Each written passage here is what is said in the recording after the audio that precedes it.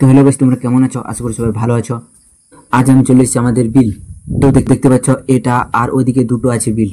এখন তো চাষের সময় আমাদের বিলটা বাঁধানো নাই, তাই বাঁধাবো। আর বিলটা বেশি জলও নাই খেয়ে, এখন আমি জলটা কাটিয়ে দেবো আর ওইদিকে দেখতে যাবো কোন দিকে কিছু আছে নাকি, কারণ জল শর্ট হয়ে গেলে বাঁধানো হবে না, তাই ওদিকে যাবো এখন।